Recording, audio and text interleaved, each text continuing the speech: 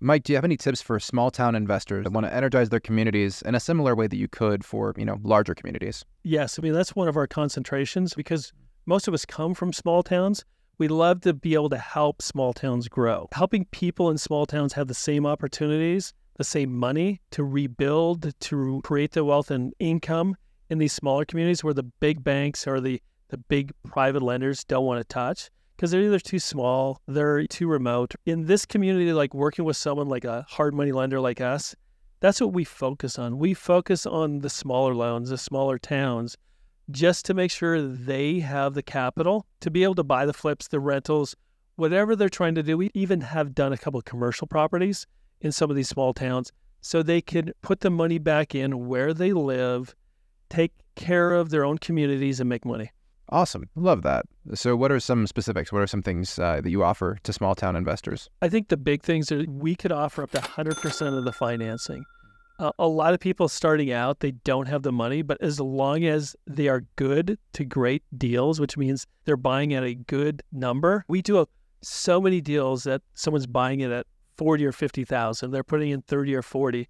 And it's going to be worth somewhere between 120 and 150. We just helped a person in a small town in Oklahoma actually buy somewhere between 10 and 15. I don't know exactly how much she kept and how many she flipped, but she kept a lot. In 18 months, she went from having no real estate to having a huge portfolio that's bringing in income. So you did that with 15 properties. 15 different properties. Wow. All with 100% finance. Then she was able to refinance the one she kept out with a DSCR and had little to no money in these properties. Wow. But now she's created a better community where she lives because she's remodeled homes that were just sitting vacant. No one was living in them.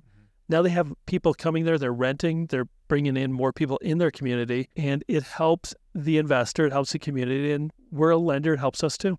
Yeah, absolutely. It's a good point that the fix and flips really do sort of refresh the community, right? Because like a house that's just sitting there or it's like super outdated, there's something very like fresh and nice about, remodeling. Yeah, fix and flips. You start having better options for people who are coming to town or living in small communities around there where something's brand new or fixed up that they could rent compared to some trailer house somewhere that's been mismanaged forever, or a house or little apartment with no AC or whatever. All right. These fix and flips or fix and rentals are taken down. They're actually helping the community bring more people in. And it's good for them too because they like to see their communities grow. But they want the opportunity, and some of the banks and some of the private lenders, they don't want to do these small loans.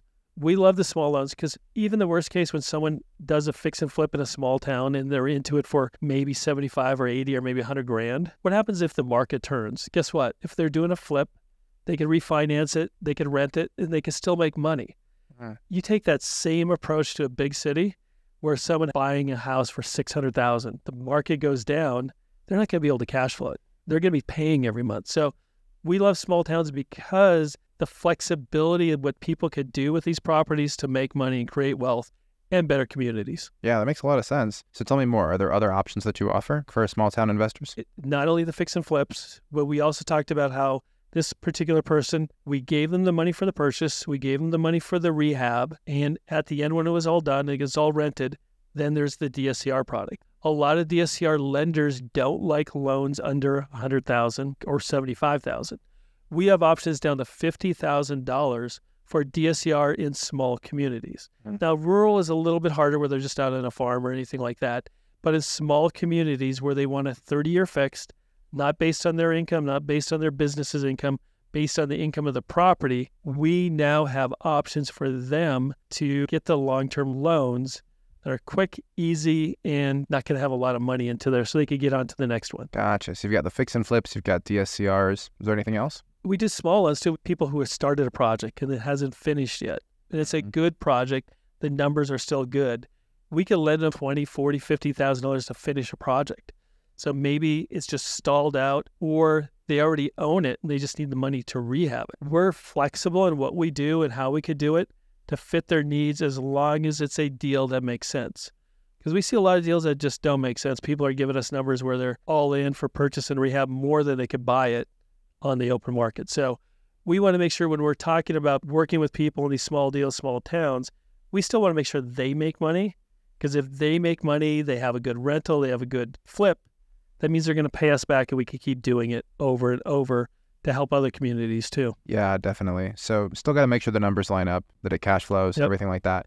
But if it does, you are able to offer flexibility that like banks just can't do. Yep. Right. 20 to 50K is, you know, those are smaller loans and you can be flexible and deliver them more quickly. Yep. And we're not going to look at their credit score. We're not going to look at their income, either on the flips or the DSCR. It's more the property.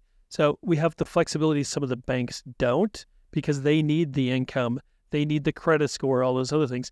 We could be more flexible if someone has like a 620 score just because their credit cards are a little higher. As long as they're finding good deals, as long as they know how to get in, get out, move on to the next thing. Because creating wealth, even in small towns, is all about doing it fast enough that you can start making money on a property. When a fix and flip takes 9, 12, 18 months, you're going to start losing money. So we're looking for people who want to get in, get moving, start making some money, start creating wealth now. So if I'm a small town investor, where can I go to learn more about Reach your out to products? us at hardmoneymike.com. We have some great tools there. There's the deal analyzer. There's other things they could download to help them out.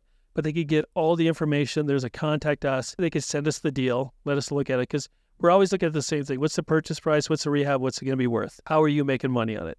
That's what we're focused on. If it's flipping, DSCR, or you just need a little bit of money to finish a project, check us out at hardmoneymike.com. Awesome. Thanks, Thanks. Mike.